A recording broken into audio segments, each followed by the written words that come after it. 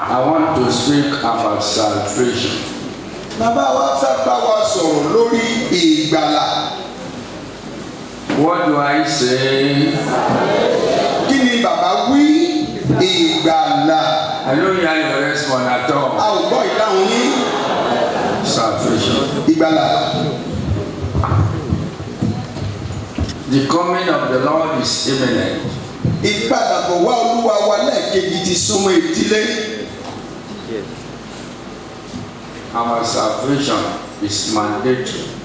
Ìgbàlà wa jẹ́ dandan. We must make sure we serve Jesus wholeheartedly. A gbọ́dọ̀ rí i dájú pé a sin Ọlọ́run tọkàntọkàn.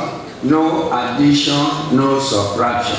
Kò sí àfikún tàbí àyọkúrò. Paul says, if anybody bring another gospel, different to the one we are preaching, let him be a cause. Paul wí pé tí ẹnikẹ́ni bá tún ń wàásù ìrere mìíràn yàtọ̀ sí èyí tí àwa ń wàásù yìí kí irú ẹni bẹ́ẹ̀ ó di ìfibú. In the book of Acts of Apostles chapter 4, Nínú ìwé Iṣẹ́ àwọn Àpọ́stélì orí ìkẹrin reading verse 12 to 13. ẹsẹ̀ ìkejìlá sí ẹsẹ̀ ìkẹtàlá. Neither is there salvation in any other. My sister, my brother, no salvation anywhere. It's only through Jesus, that lamb that was slain. Arábìnrin arákùnrin kò sí ìgbàlà lọ́dọ̀ ẹlòmíràn tàbí ní ibikíbi àyàfi nípasẹ̀ ọ̀dọ́ àgùntàn lápá.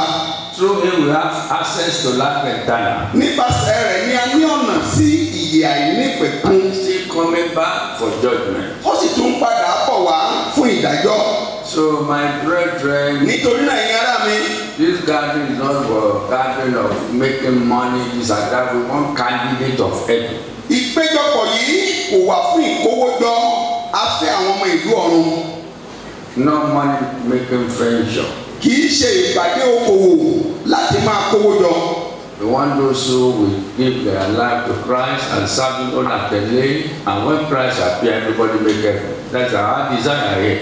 Afẹ́ àwọn ọmọ ìlú ọ̀run tí wọ́n ń sin Ọlọ́run tọkàntọkàn àti nígbà tí Jésù bá farahàn tí wọ́n ó lè bá lọ àwọn ni à ń fẹ́ nìyí. Yes. Neither is there salvation in any other. Any other? Yes. For there is none other name, No other name. No other name. Yes. given among men, Living among men. When we go for the word, nobody. Among the archangels, among the 24 elders, nobody to deliver the word. But our saviors, I will go and deliver and redeem my people. Ìgbé wá láti ọ̀run pé ta ni ó lọ fún ayé kò sí ẹni tó tó láàrin àwọn àgbààgbà mẹ́rin àti àwọn àgbààgbà mẹ́rìnlélógún láàrin àwọn olórí áńgẹ́lì ṣùgbọ́n olùgbàlà wá wípé òun ó lọ láti dá àwọn ènìyàn onídè. And again, we perfected the work of redemption. Ó sì wá ó ṣe àṣepé iṣẹ́ ìràpadà. You are hearing mysterious testimony here. Ẹ̀yin wá àwọn ẹ̀rí ìjìnlẹ̀ níyì Without paying dime. láìsan kọ́bọ̀. That is why we are celebrating the blood of Christ here. That's the mystery of our Passover here. Ìdí nìyí tí a fi ń ṣe àjọyọ̀ ẹ̀jẹ̀ Jésù Kristi níyì ìjìnlẹ̀ àjọ ìrékọjá tá à ń ṣe nìyẹn. But the Lord has done well for the whole world. Nítorí ẹ̀jẹ̀ náà ti ṣe ohun tó ga tó dára fún gbogbo ayé. He has done well for me. Ó ti ṣe dáadáa fún mi. He has done well for you Ó as ti ṣe well. dáadáa fún ìwọ pàápàá. If you believe, clap for Tó Jesus. bá gbàgbọ́ bẹ́ẹ̀, àtẹ̀wọ́ fún Ọlọ́run. Yes.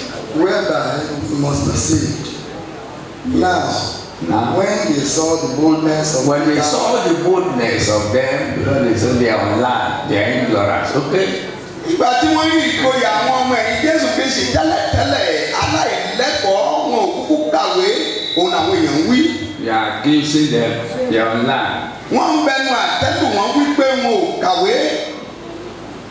Don't you know how many ministers of God now the Lord is? They are literally don't go to school at all. And the Lord is doing them mightily with anointing. Ẹ ò mọ iye àwọn ìrántí Ọlọ́run tí Ọlọ́run ti gbé dìde láì lọ ilé ìwé wọn ò kàwé. Ṣùgbọ́n tí Ọlọ́run da ìfòróróyìn lù wọ́n tó sì ń lò wọ́n takuntakun. The Lord will help us in Jesus' name. Ọlọ́run yóò ràn wá lọ́wọ́ ní orúkọ Jésù. Yes. When they saw the boldness of Peter and John when they saw boldness of Peter and John, and perceived that they were online and ignorant you men, see now they are online, ignorance men. wọn ò kàwé wọn ò lóye But they have the anointing, ṣùgbọ́n wọ́n ní ìfòróróyàn the enthroned and the throne. wọ́n ń fọba jẹ wọ́n sì ń rọba lóye. That's what we need in this end ó dá time. nílò ní ìkẹyìn ọjọ́ náà nìyí. The Lord will help us in ló Jesus. ràn wá lọ́wọ́ ní orúkọ Jésù. The golden text for this salvation, for this topic, Àkòrí fún ẹsẹ̀ wúrà, ẹsẹ̀ wúrà fún iṣẹ́ ìránṣẹ́ yìí òun ní ìgbàlà. Psalm 79, verse 9 to 10.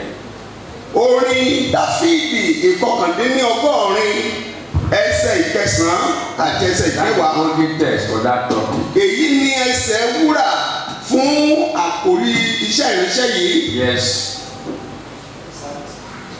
79, 9 to 10. Psalm 79, 9 to 10. help us, O God of our You salvation. see now, help us, O God, is prayer, our salvation. Jesus is our salvation. Jésù ni ìgbàlà wa.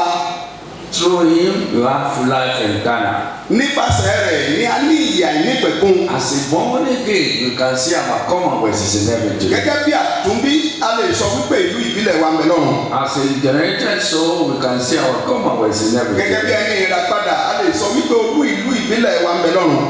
Yes. For the glory of thy name, and deliver us, and purge away our sins for thy name's sake. So now, for his name's sake, purge away our sin. Olúwa wẹ ẹ̀ṣẹ̀ wa nù nítorí orúkọ rẹ̀. This morning we shall be cleansed in Jesus' name. Láàárọ̀ yìí a ó bí mímọ́ ní orúkọ Jésù. The Lord will forgive us our sin. Ọlọ́run yóò dárí ẹ̀ṣẹ̀ wa jì wá. Number one, sister, brother, awake out of sleep. Arábìnrin kókó àkọ́kọ́ ni wípé jí lójú oorun rẹ̀. In this glorious road, some have slumbered and slept. Lójú ọ̀nà ológo yìí àwọn kan ti sùn wọ́n ti tòògbé. Because of the confrontation problem of the world. Nítorí ìdojúkọ àti làásìgbò ayé. But that one is periodical Ṣùgbọ́n ìyẹn ó wà fún àkókò kan. to make them the most profitable. Láti dé ọ̀run òun ló ní èrè jù. Sister, Lábẹ́rẹ́ brothers, arákùnrin awake. jí. Sister, talk to your neighbor, awake. Arábìnrin sọ fún ẹni tó wà lẹ́gbẹ̀ẹ́ rẹ̀ wípé kó jí. Brother, talk to your neighbor, awake. Arákùnrin sọ fún ẹni tó wà lẹ́gbẹ̀ẹ́ rẹ̀ jí dìde. Because Christ is coming soon. Nítorí Kristi ń padà bọ̀ láìpẹ́. Look around the globe. Ẹni àwọn gbogbo ayé. The world is polluted already. Ayé ti dojúrú ó ti polúkúrúmuṣu. Immorality is everywhere. Ìwà ìmọ̀ okun ayé yìí. Abominable things is everywhere. Àwọn ìwà àìmọ́ ó ti kún gbogbo ayé. We need to awake from sleep. Out of sleep. A gbọ́dọ̀ jí lójú oorun wa. Let's look the letter of Paul to Roman church. Ẹ jẹ́ ká wo ìwé tí Pọ́ọ̀lù kọ sí ìjọ Róòmù. 13, 9 to 14. Orí ìkẹtàlá láti ẹsẹ̀ ìkẹsàn-án sí ẹsẹ̀ ìkẹrìnlá. Letter of Paul to Roman church. Ìwé tí Pọ́ọ̀lù kọ sí ìjọ Róòmù. For this, Yes. thou shalt not commit You adultery, see, that's the warning. If you want to make heaven, thou shalt not commit adultery. It's mandatory. Èyí ni ìkìlọ̀ tó bá fẹ́ bí ọ̀run wípé ìwọ kò gbọ́dọ̀ jí àgbèrè. Yes. thou shalt not kill, That you see, if you are a murderer, you don't have hope of life eternal. You will be perished with the world. Ìwọ kò gbọ́dọ̀ pànìyàn. Tó bá jẹ́ apànìyàn ò ní ìrètí ìlú ọ̀run ayé yìí náà ló ṣèpè sí. There's no hope of life eternal for the murderers. Kò sí ìrètí ìyà ìnípẹ̀kún fún apànìyàn. Any murderers, you can restitute your way. The Lord is merciful. Gbogbo apànìyàn ẹ̀tọ́ ọ̀nà yín ṣe lónìí nítorí Ọlọ́run jẹ́ aláàánú. It's coming soon. Ó ń padà bọ̀ láìpẹ́ yìí. When we see the situation of the world, we are troubled. Those who have heavenly calling. nígbà tí àwọn bàbá wa àtàwọn tó ní ìpè ọ̀run bá rí ohun tí ó mú wà nínú ayé nísinsìnyí ọkàn wọn pòrúurú. We're expecting our Father to come speedily. À ń retí bàbá wa ọ̀run kó tètè dé láìpẹ́. Are you expecting my Father to come speedily? Ṣé à ń retí bàbá wa ọ̀run ló tètè kó tètè dé? That response is very shallow. Ìdáhùn wa yẹn ó lọlẹ̀ jù. Because some will say, I want to marry. Nítorí ọ̀pọ̀ yóò tẹ̀ sọ wípé mo sì fẹ́ gbéyàwó. That is anxiety of the world. Èyí ni àníyàn tayé. Our Savior is coming back to take us home. Olùgbàlà wa ń padà bọ̀ wá láti mú wa lọlé. We are the bride, is the bridegroom. Àwa ní ìyàwó, òun sì ní ọkọ wa. He's coming soon. Ó ń padà bọ̀ láìpẹ́. Just like the sons of the choir may be known, it may be morning. My Savior, your Savior is coming back. Gẹ́gẹ́ bí orin àwọn akọrin ó lè jẹ́ lọ́sàn-án tàbí láàárọ̀, olùgbàlà mi, olùgbàlà rẹ ń padà bọ̀ láìpẹ́ yìí. Yes, refrain. Thou shalt not steal. Thou shalt not steal. When one falsified figure, God is angry with him. Ìwọ ò gbọ́dọ̀ jalè. Tí ẹnikẹ́ni bá ń yíwèé, Ọlọ́run bínú sí i. Thou shalt not steal. Ìwọ ò gbọ́dọ̀ jalè. Don't falsify figure. Money laundering, all is to hellfire. Má jalè, má yíwèé, kíkó owó ìlú sálọ, ọ̀run àpáàdì ló yọrí sí. Better restitute your way. Ó dáa, ìbá ti dáa kó tọ̀nà rẹ ṣe. Whether you have 200 houses in Lagos, in America, in England, IRS, immediately give what it goes, that's all. Bóyá o ní ilé púpọ̀ nílùú Èkó, nílùú Ọba, àwọn ilé tó ga, lẹ́sẹ̀kẹsẹ̀ tí ikú bá ti pa ojú rẹ dé, ó tán náà nìyẹn. That's the end of everything. You start from judgment. Ó tán, ó wá dúró de ìdájọ́ Ọlọ́run. How do I know? Àbá mọ̀. That one will not be our portion in Ẹ ò Jesus. ní jẹ́ pé wa ní orúkọ Jésù. Clap for Jesus. We are Yẹ hearing ká pa àtẹ́wọ́ fún Jésù tí a bá ń gbọ́ bàbá wa. Yes. Thou shalt not bear false witness. False witness. Tell bearer. Don't bear false witness. Anything you don't know, don't say it. As a Christian. Ìwọ ò gbọ́dọ̀ jẹ́rìí èké kó máa káàkiri láti ṣòfófó ohun tó o bá mọ̀ má sọ gẹ́gẹ́ bí Kìrìsìtẹ́nì. Fidgeting about to be a tale bearer is abominable before God. Máa gbọ̀n kiri láti máa ṣòfófó ohun àìmọ́ni níwájú Olúwa. Don't bear false witness against anybody. Má jẹ́rìí èké sí ẹnikẹ́ni. Yes. Thou shalt not covet. And if there be any other commandment, it is briefly comprehended in this saying, namely, thou shalt love thy neighbors as thyself. Yes. As a Christian, Gẹ́gẹ́ bí onígbàgbọ́, we have to maintain brotherly love. a gbọ́dọ̀ ní ìfẹ́ ara.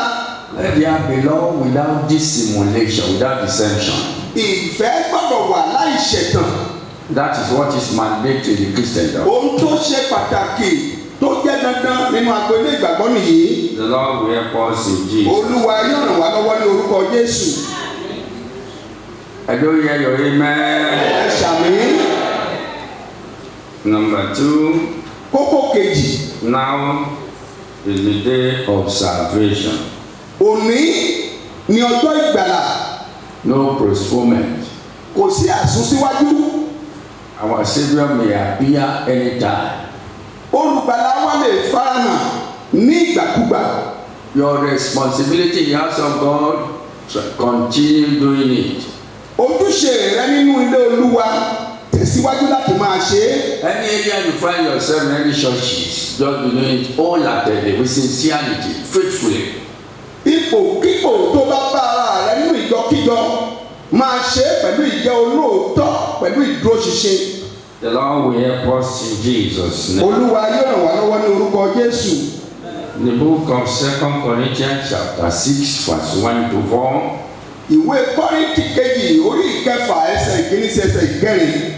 We then, as workers together with him, As workers together, as companionship, the vineyard of the Most High.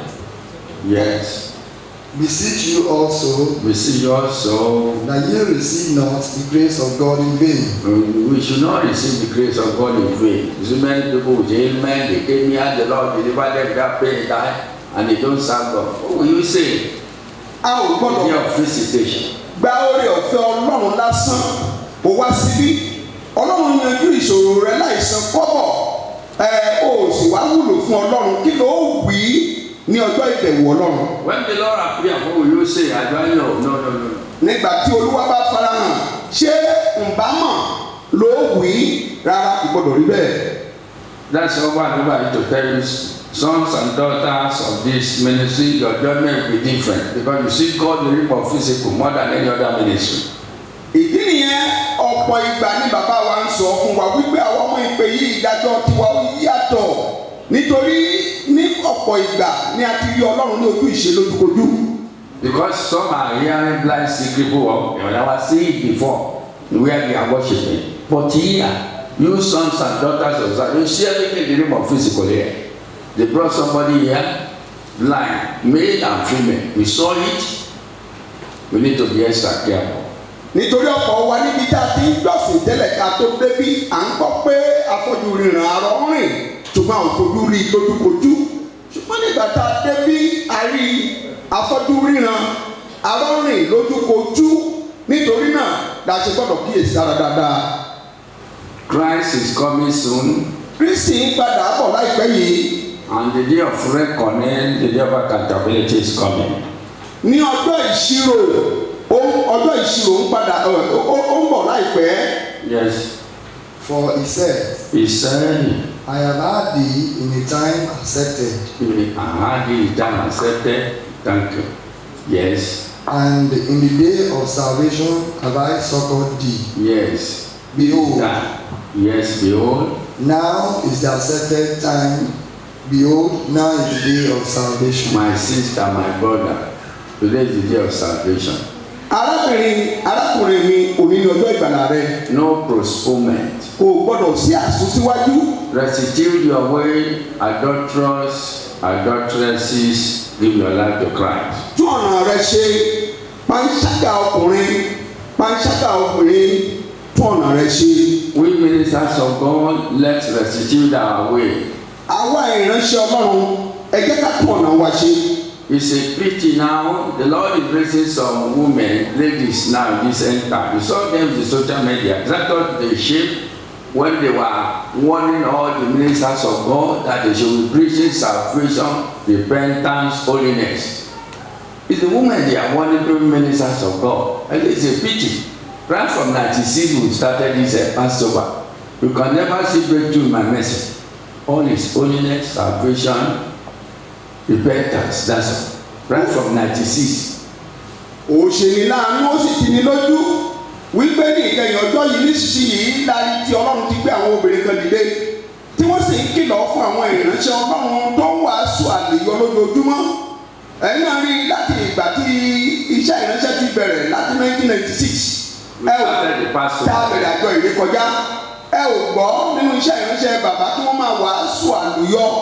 Ohun tí wọ́n ń tẹnu mọ́ náà ní ìgbàlà, ìrònúpìwàdà, ìsọdimímọ́ àti bí a ó ṣe dé ìlú ọ̀run. Remember that pastor came here. He said, since 19 years, he testified before us here in the Passover. I mean, hearing the messages of Baba is not different. All the same. Ẹ̀kọ́ ìránṣẹ́ Ọlọ́run ẹni tó wá nínú àjọ ìrékọjá kan tó sì sọ ní gbangba pé láti bí ọdún mọ́kàndínlógún sẹ́yìn lòun ti ń gbà ọgbọ́ ìwàásù bàbá ṣùgbọ́n títí di òní wọn ò yí padà kúrò nínú ohun tí wọ́n ń tẹnu mọ́ lórí ìrònúpìwàdà ìwà mímọ́ bẹ́ẹ̀ náà lórí títí di òní. I was wondering why. Bàbá wa sì bẹ̀rẹ̀ sí wò wípé báwo ni kí ni ìdí. It was these 90s we started to see many things in the gospel. Láti nǹkan bí ogún ọdún sẹ́yìn òun náà láti rí oríṣiríṣi nínú ìgbàgbọ́.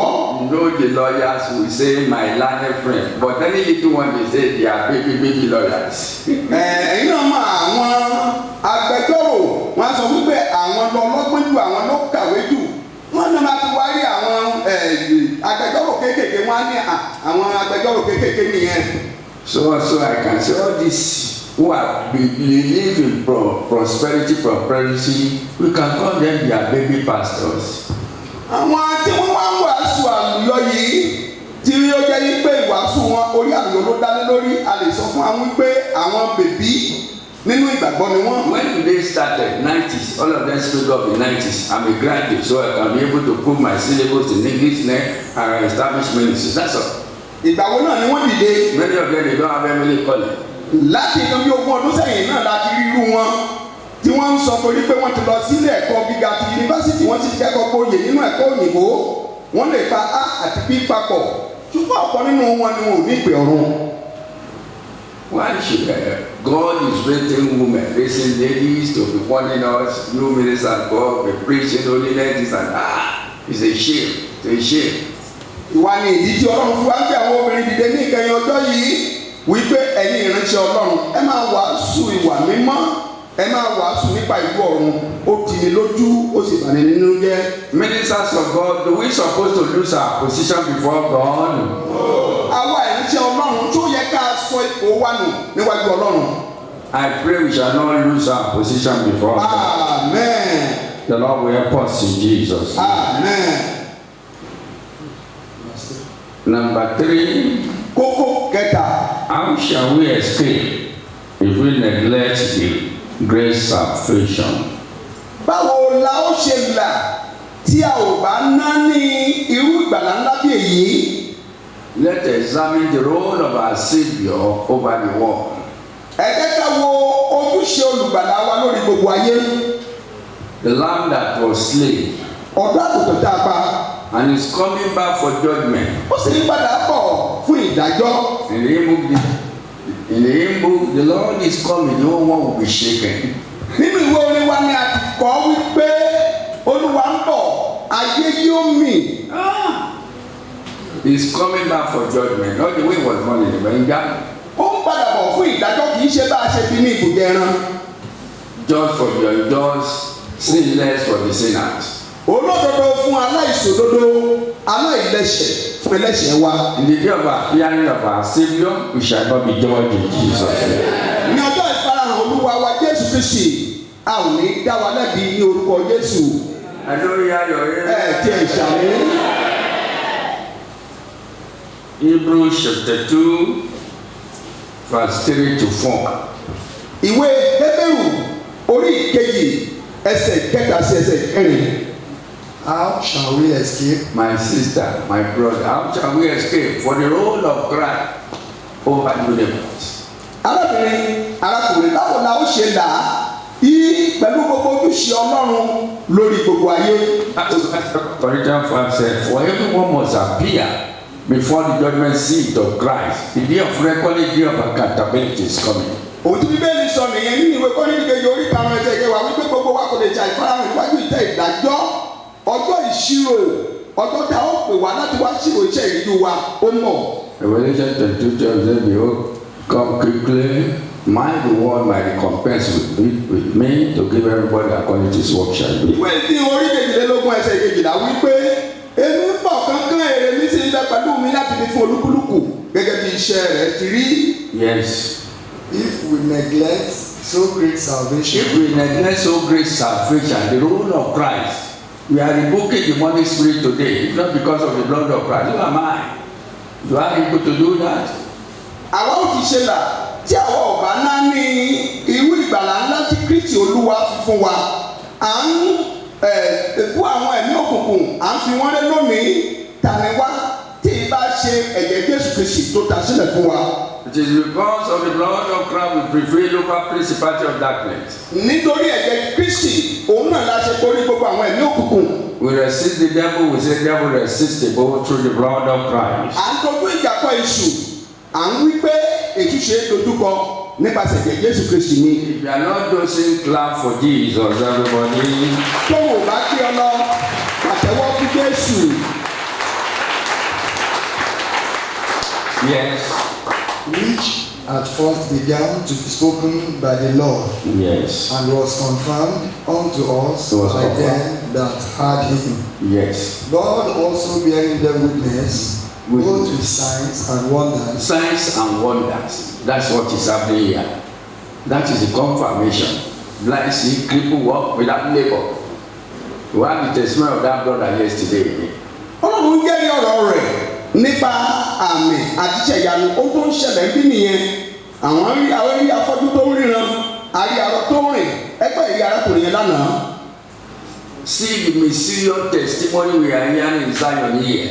Ẹgbẹ́ àwọn ẹ̀rí ìjìnlẹ̀ tá à ń gbọ́ ní Síónì. I'm troubled when people testify what my God is doing in their life. Mo ní ìpòrúurú ọkàn nígbà tí mo bá gbọ́ ohun tí àwọn ará wa ń sọ tọ́lọ́run ṣe nínú ayé wọn. It's not because of the blood of Christ. All this thing will not happen. Bí o máa ń ṣe ẹ̀jẹ̀ Jésù Kristi, gbogbo àwọn nǹkan wọ̀nyí ò ní ṣẹlẹ̀.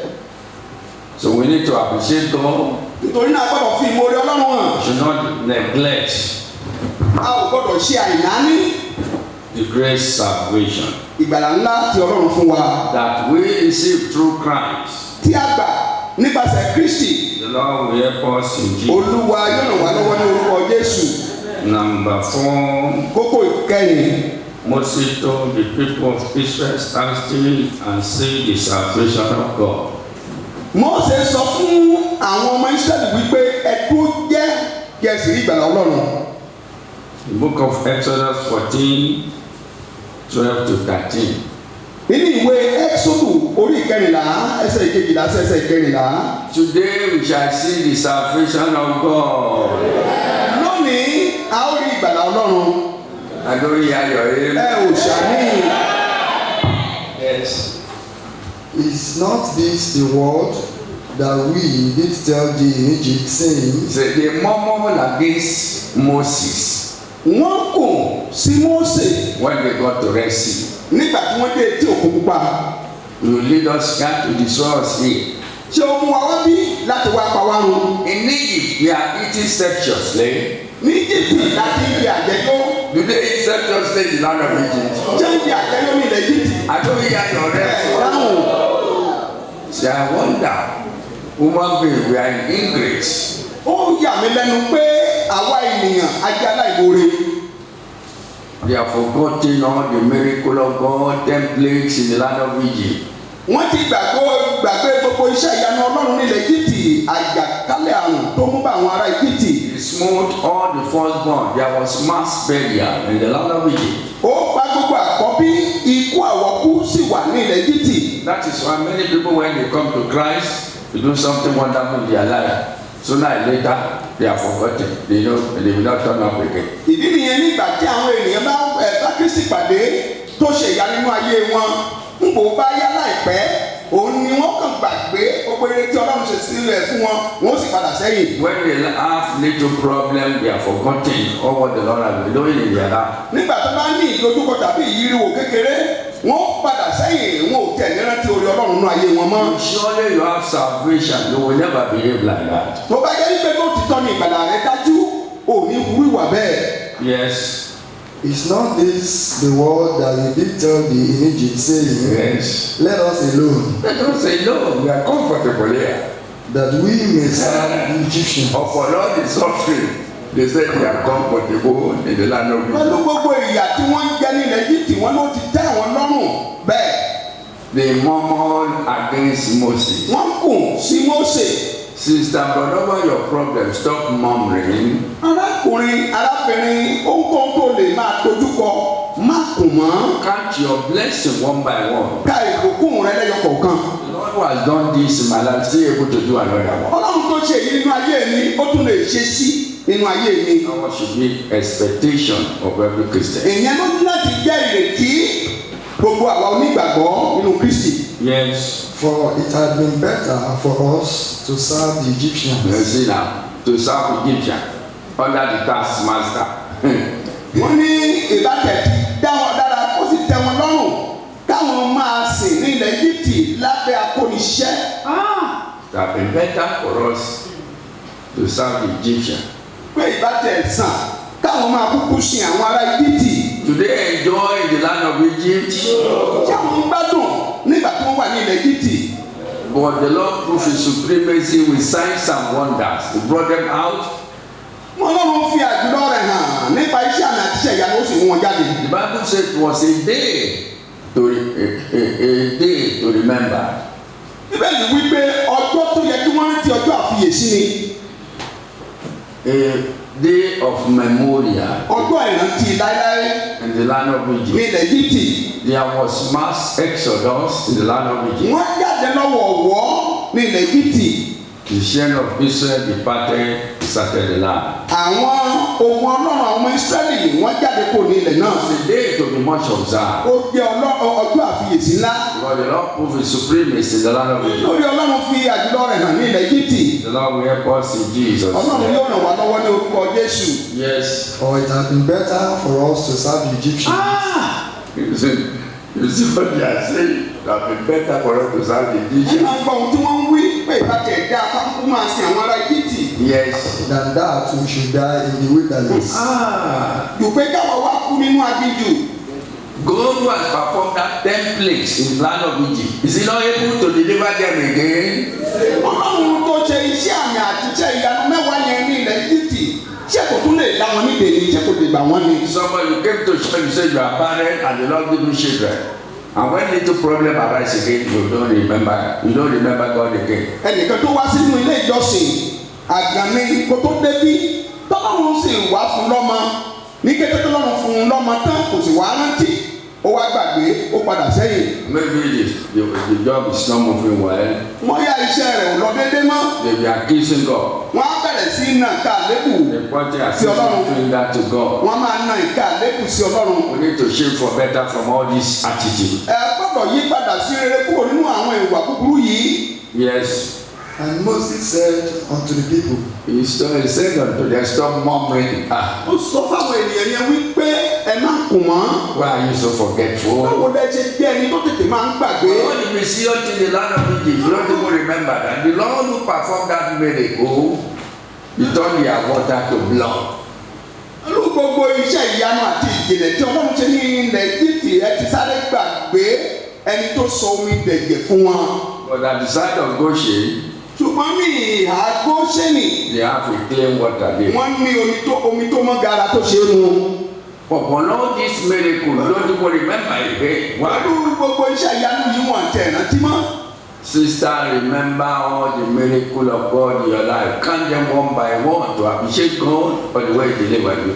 Arábìnrin ẹ rántí gbogbo oore Ọlọ́run nínú ayé yín kẹsì máa ṣe ẹ̀sìn ìmoore hàn ẹ máa kà á níkọ̀ọ̀kan ohun tọ́lọ́run ṣe fún yín. Yes. Fear ye not, Fear ye not. stand still Stand still. and see the salvation of the Lord. That's all. Anything you are passing through, stand still. Ohunkóhun tó lè máa là kọjá dúró jẹ́. Cling to Jesus. Sáàbì rọ̀ mọ́ Jésù. Cast your burden upon Jesus. Kó ẹ̀wù rẹ àti àníyàn rẹ lé Jésù lórí. It shall be well with us. Yóò sì dára fún wa ní orúkọ Jésù. 5. Kókó ìkarùn-ún. Children of Israel sang a song unto the Lord. Àwọn ọmọ Ísírẹ́lì wọ́n kọ orin sí Olúwa. When they passed through the dry land Nígbà tí wọ́n kọjá lórí ìyàngbẹ́lẹ̀ in the Red Sea, ní Òkun Pupa. and Moses called God, Tí bàbá wa Mósè pe Ọlọ́run. my father, your people are crying against the murmur against me. Bàbá mi, àwọn ọmọ yín, wọ́n ti kò sí mi, wọ́n nà ká lébù sí mi. Don't stretch your staff. Ó dá má bìkítà náà ọ̀pá rẹ sójú omi. The sea will divide. Òkun yóò sì pínyà fún yín. And they pass through the Red Sea in a dry land. They are walking majestically. Wọ́n rìn Òkun Pupa já lórí ìyàngbẹ́lẹ̀, wọ́n rìn, wọ́n yan. The Lord made that water dry. Ọlọ́run mú kí omi òkun ó gbẹ. Even the ground they are dry. Nothing is muddy at Kò all. tiẹ̀ sí àbàtà tàbí ẹrọ̀fọ̀, gbogbo ẹ̀ ló gbẹ yáyáwó. You make it dry for them. Ó mú kó gbẹ fún wọn. All one Christian soldier. Kírísítẹ́nì ológun ẹ máa tẹ̀síwájú. Move forward, no problem. Ẹ máa tẹ̀síwájú kò sí wàhálà. With all their chariots, the enemy pursue them. Pẹ̀lú gbogbo kẹ̀kẹ́ ogun tí ọ̀tá kó tẹ̀lé wọn láti máa lé wọn. Because when they saw the Egyptians, they were afraid, they had panicked. Nígbà tí wọ́n rí àwọn Íjíbítì tó ń bọ̀ lẹ́yìn wọn, wọ́n bẹ̀rẹ̀ sí í ṣojo wọ́n gbọ̀n. But they passed through, the children of Israel passed through the dry land. ṣùgbọ́n àwọn ọmọ Ísírẹ́lì wọ́n la kọjá lórí ìyẹ̀gbẹ́ ilẹ̀. Then our father called our father Moses. Ọlọ́run sì wá pé bàbá wa Mósè. Lay your staff on the sea again, Túnà ọ̀pá padà sí ojú òkun. and the Red Sea covered them. Òkun sì padé mọ́ wọn. Today, Lónìí, water will carry our enemy away. omi ó gbé àwọn ọ̀tá wa lọ. Clap for Jesus. Ẹ pàtẹ́wọ́ fún Jésù. More to Ẹ our ṣe Savior. àṣìṣe olùkàlà wa. Yes, Then sang Moses, sang Moses. Even the Mary and the prophetess, they were all singing, jubilating with the spirit of enthusiasm to appreciate God. Wọ́n kọ orin yìí. Bàbá Míríàmù wòlíì obìnrin gbogbo wọn ló ń yọ̀ tí wọ́n ń gbé orin yìí tí wọ́n sì ń kọ orin yìí sí Ọlọ́run. When they see God in the realm of physical, Nígbà tí wọ́n ní Ọlọ́run ní ojú ìṣe. what is upon man understanding, the Lord perform them in the land of. Òun tó kọjá ìdí ènìyàn Ọlọ́run ṣe é ní òkú pupa. Yes, and the children of Israel sang unto the Lord, they sang unto the Lord, saying, I will sing unto the Lord, for he has triumphed He has gloriously. triumphed gloriously. Because Over your enemy, the Lord will triumph today. Lórí gbogbo àwọn ọ̀tá rẹ Ọlọ́run yóò ṣe bí ológun yóò ṣẹ́gun fún ọ. Yes, the horse and the riders, the horse, the chariot, and the charioteers, they all perish in the Red Sea. Our enemy will perish. Àwọn ọ̀tá wa yóò ṣègbé. Anti-progress of our life will perish today in Jesus. Alátakò ìtẹ̀síwájú ayé wa gbogbo wọn ni ó ṣègbé lónìí. Just give your life to Christ. Ìwọ sáà ti fi ayé rẹ fi Jésù. All will be well. Yóò sì dára fún ọ. Yes. the Lord is my strength, You see now? Yes. Started singing, the Lord is my strength. Yes. and song, And song. and he is become my salvation. You see now? He is my God. Later. Bẹ̀rẹ̀ sí kọrin Ọlọ́run ti di ìgbàlà mi. Before they are forgotten, they don't believe the Lord can deliver them from that mountainous problem. Tẹ́lẹ̀ wọ́n gbàgbé wọn ò tiẹ̀ mọ̀ wípé Ọlọ́run lè dá wọn nídè kúrò nínú òkè ìṣòro yẹn. They sang a song. Wọ́n wá kọrin sí Ọlọ́run. Sister, today we shall sing a melodious song. Arábìnrin lónìí àwa náà kọrin aládùn sí Ọlọ́run. Over that problem, we are going to sing a melodious song. Lórí ìṣòro tó ní ó kọrin aládùn sí Ọlọ́run. You shall be an overcomer. Ó sì jẹ́ aṣẹ́gun. We are able to sing that song, Conquer and Overcomer. We are to the Lord of Christ. Nígbà náà ló lè kọrin náà aṣẹ́gun àti àjogún la jẹ́ nípasẹ̀ ẹ̀jẹ̀ Jésù Kristi. Yes. The Lord is my strength and song, Yes. and is become my salvation. He is God, my son. He is my God, It's my and I God. will prepare him an habitation. See My now. father's God, and I will exalt him. And we exalt him.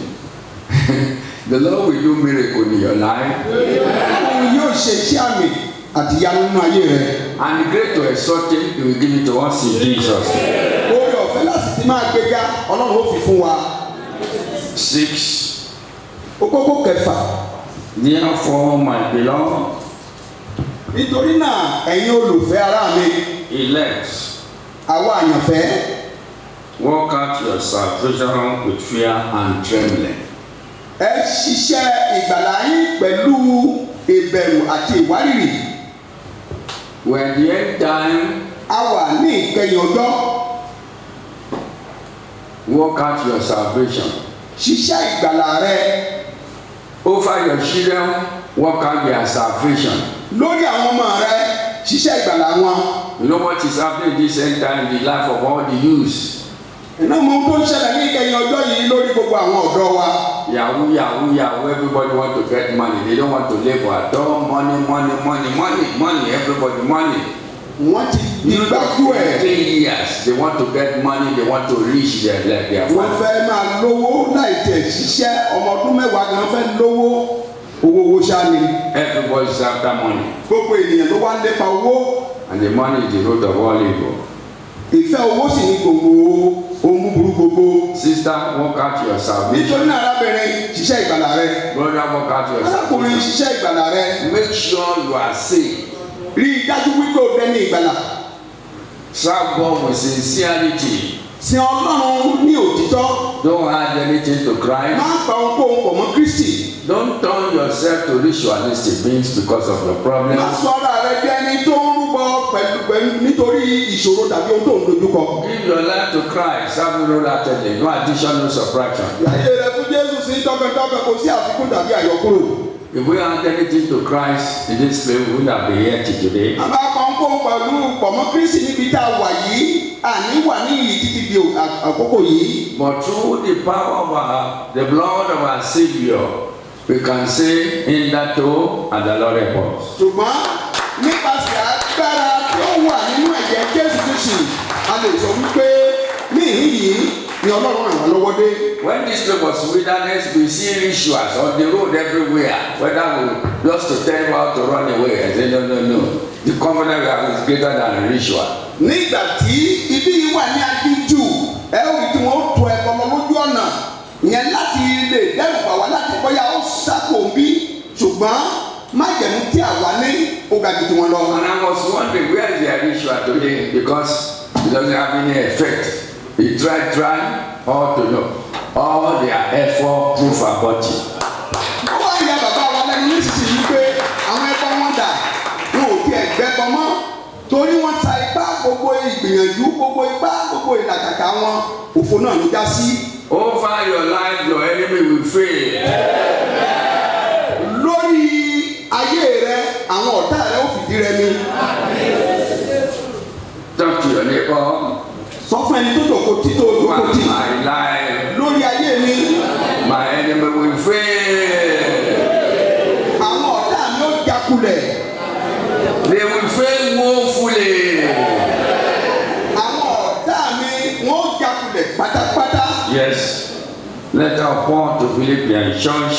Èyí ká wo ìwé pípọ̀ lúkọ sí àwọn ará Fílípì. Chapter 2 verse 9 to 12.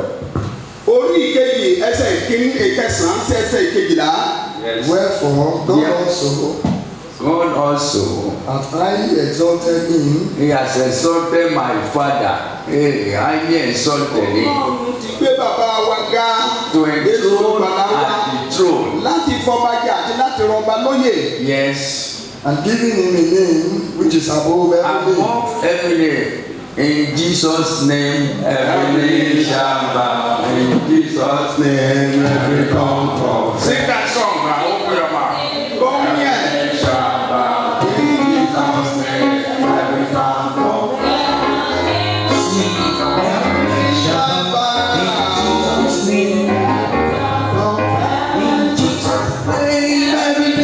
Stand up.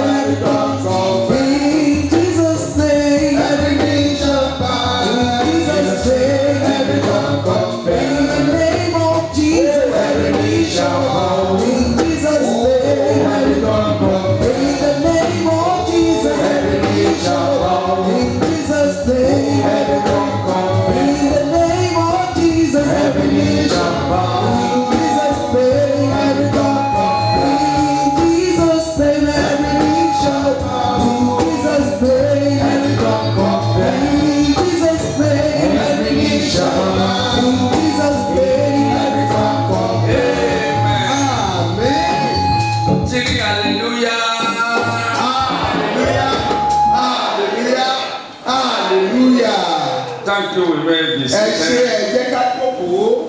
Are you tired for me now? Tó ti rẹ̀ wá láti gbọ́ ọ̀rọ̀ látẹnu bàbá ni. Two more before we Ó kú kókó méjì ká tó fi ẹnu gbogbo jóná. Yes. That at the name of Jesus, At the name of Jesus, should bow, every knee shall bow. and of things in heaven, and things in earth, Yes. and things under the earth. Principalities and powers must bow before our Savior. Agbára òkùnkùn gbogbo wọ́n ní láti tẹríba lábẹ́ ẹsẹ̀ Jésù Kristi. Yes. And that every tongue should confess that Jesus Christ is Lord. Every tongue should confess. Gbogbo àwọn ló gbọ́dọ̀ jẹ́wọ́ wípé Jésù ni Olúwa. Yes. Wherefore, my beloved, Therefore, my beloved sister, brother, nítorí náà ẹ̀yin ará mi olùfẹ́. I don't want you to be a spectator in the house of God. Don't look at bench warmer. No. You just enter. A ò fẹ́ kí a jẹ́ èrò ìwòran àmú àga gbóná nínú ilé Ọlọ́run ní ìkẹyìn ọjọ́ yìí. I will follow my husband because I don't want domestic violence. I have to follow him. Mo ní láti tẹ̀lé ọkọ mi torí pé mi ò fẹ́ wàhálà nínú ilé ni mo ṣe ń tẹ̀lé. Work out your salvation. Arábìnrin ò bá ṣiṣẹ́ ìgbàlà rẹ̀. Because when the trumpet shall sound. Nítorí ní ìgbà tí ìpè yóò dún. Rapturable is only those who give their life to Christ. Àwọn tí ó ní ìgbàsókè àwọn àyànfẹ́, àwọn tó bá fi iye wọn fún Jésù nìkan ni. That's why the Bible says 3 may be going, 2 may be taken. Ìdí nìyẹn tí Bíbélì fi wí pé àwọn mẹ́ta lè máa lọ ní ọ̀lọ́pọ̀. A ó mú méjì, a lè mú méjì ká fi ọ̀kan sílẹ̀. Even the husband and wife in their beds, if the trumpet sound, husband may be taken away or wife. Those anyone them is devoted will take back. Ìyàwó àtọkọ lè jọ sùn papọ̀ ká mú ọkọ ká fi ìyàwó sílẹ̀ tàbí ká mú ìyàwó ká fọkọ sílẹ̀ ẹni tó bá jẹ́ ojúlówó onígbàgbọ́ nínú wọn náà làwọn mú lọ. I pray everybody we shall make heaven in Jesus. Amen. Yes.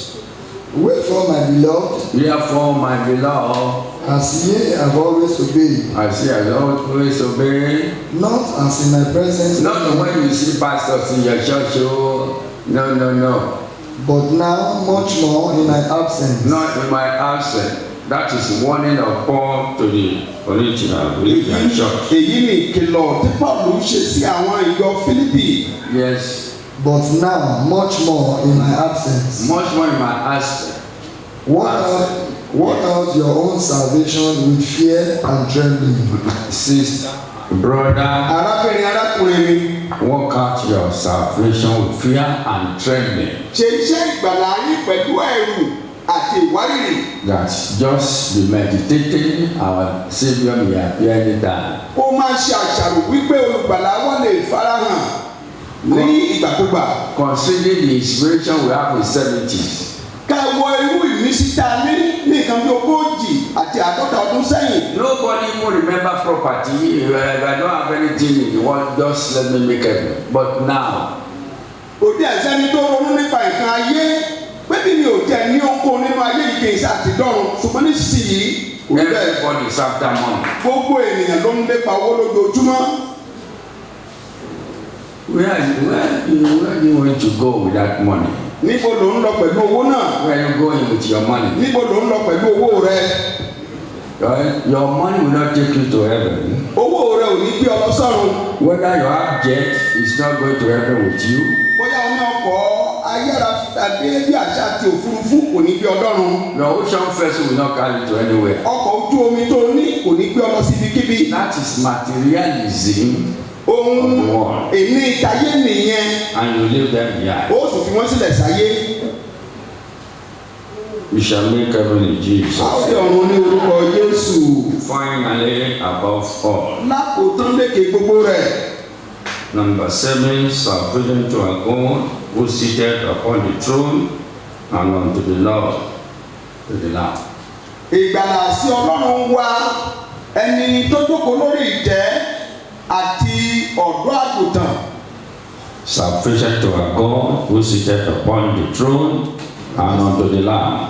Ìgbàlà sí Ọlọ́run wa tó jókòó lórí ìtẹ́ àti ọ̀dọ́ àgùntàn. The Lamb that was slain. Ọ̀dọ́ àgùntàn tá a pa.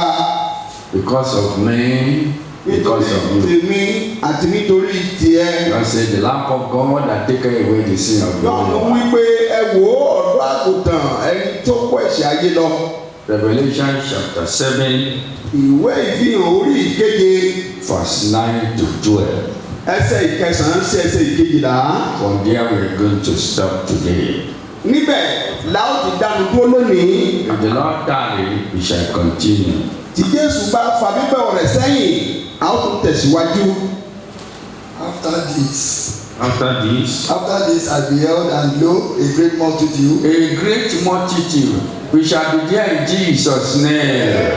A great multitude, numberless, uncountable. Mo rí ogunlọ́gọ̀ ènìyàn àkàìníye ẹgbẹ́gbẹ̀ àrùn àwọn ènìyàn. before the lamb. níwájú ọ̀dọ́ àgùntàn. Yes. which no man could number. tí a ò lè kà. Numberless. iye àwọn tá a ò lè kà. Sister, we shall be there. Amen. Brother, we shall be there. Amen. That is the perseverance of the saints. èyí ni ìpamọ́ra àwọn àyànfẹ́. That is the simplicity of the saints. èyí ni ìwà pẹ̀lẹ́. It is because of life eternal. nítorí ìyà nípẹ̀kun ni. Paul said there is no hope of life eternal. Why are we going to church? We shall be the most miserable. Paul wípé tí o bá sí ìrètí ìlú ọ̀run kí ni ìdí tá a fi lọ sí ilé ìjọsìn. àwa ni ìbájọ́ olórí àbòsí lọ. Oh, there is a city for redeemers. ṣùgbọ́n a mọ̀ wípé ìlú kan wà fún àwọn ẹni rẹ̀ padà. Sister, endure. arábìnrin yóò faradà díẹ̀ sí. Brother, endure. arákùnrin faradà sí. The coming of our Savior is imminent. nítorí àtiwá olúwa wa Kristi ó ti súnmọ́ etílé. Today is the day of salvation. òní ni ọjọ́ ìgbàlà rẹ. Yes. A great multitude which no man could count, Which no man can count. of all nations, We shall be included in Jesus. Amen.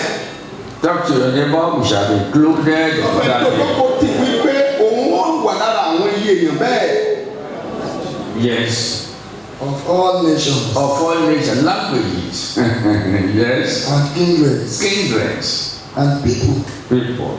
and tongues, Tongues. stood before the throne, True before the and throne. before the Lamb, Before the Lamb. Which that Lamb we are talking about? Ẹni ọ̀dọ́ àgùntàn tá à ń sọ nípa rẹ̀. My Savior, your Savior, Jesus. Olùgbàlà mi, olùgbàlà rẹ Jésù Kristi.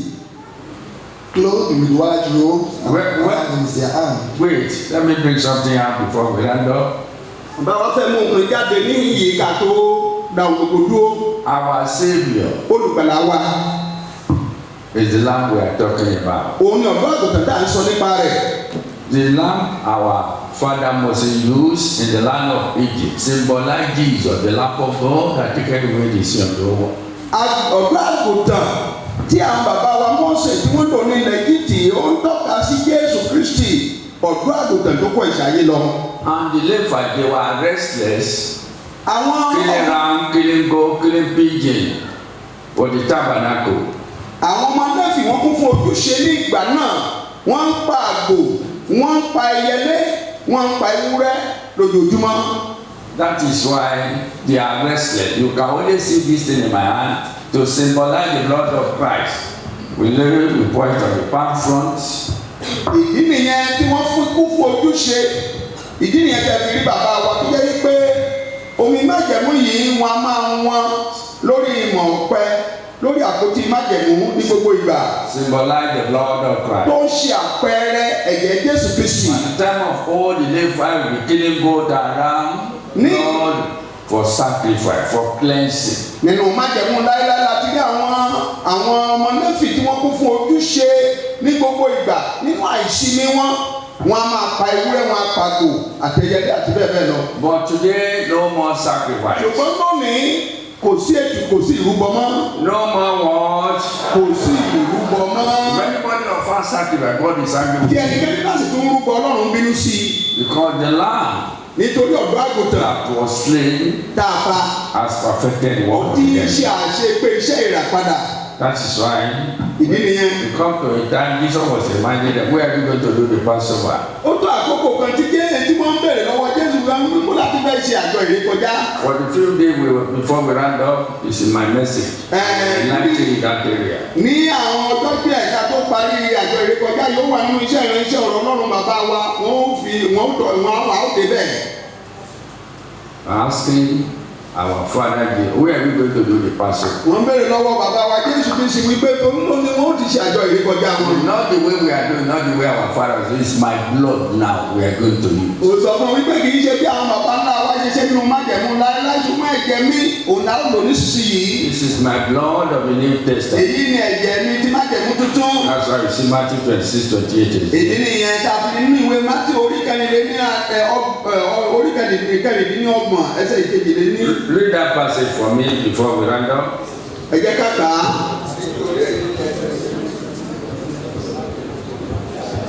Thank you.